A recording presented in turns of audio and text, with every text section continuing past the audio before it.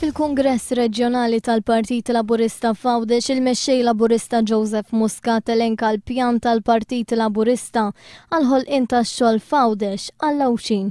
Fosthom għaż-żgħażagħ f'Għawdex, il-Viċi President tal-Grupp Universitarji Għawċin, il-GUG Anthony Briffa, faħħar dan il-pjan. Promettenti ħafna mill-inizjattiva tal-Partit Laburista li skont kliemu se jaħdem sabiex lill-Għawċin joħolqilhom il-post tax-xogħol f'Għawdex stess. Illum kulħadd jirrikonoxxi l-fatt li ħafna mill-gradwati wara li jiggradwaw xorta jkollhom jibqgħu madda ovvjament sabiex jaħdmu l-karriera tagħhom. Huwa qal il-GUG laqgħet b'mod pożittiv id-deċiżjoni tal-Partit Laburista li ser jgħin biex l-istudenti Għawċin ikunu jistgħu jagħmlu l-eżamijiet f'Għawdex stess.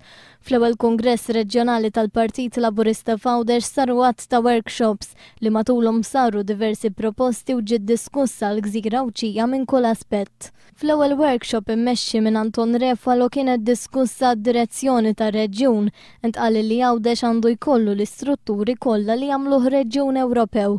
Fit-tieni workshop nitrattaw ix-xogħol immexxi minn Joe Cordina. Intqal li hemm bżonn li jissaħħaħ l-uffiċċju tal-Malta Enterprise, il-ħtieġa ta' jott marina li terġa' tingħata l-ħajja l-Industrial Estate u jinħoloq il-Gozo Business Park.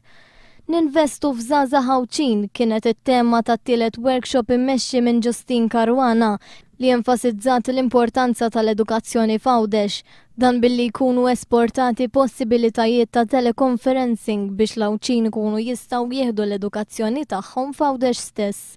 Il-wirt kulturali u l-ambjent kienu diskussi fir-raba workshop immexxi minn Anton Attart li saħaq dwar il-bżonn ta' żoni ta' rikreazzjoni u li jinfetħu mużewijiet tal-arti waqt li jkun protett il-wirt storiku. U fl-aħħar workshop bl-isem ta' ħajja ħjar Għawdex immexxi minn Franco Merċieqa issemmet il-ħtieġa ta' servizz ta' kimoterapi f'Għawdex u l-ħtieġa ta' aktar ċentri għall-anzjani Għawċin.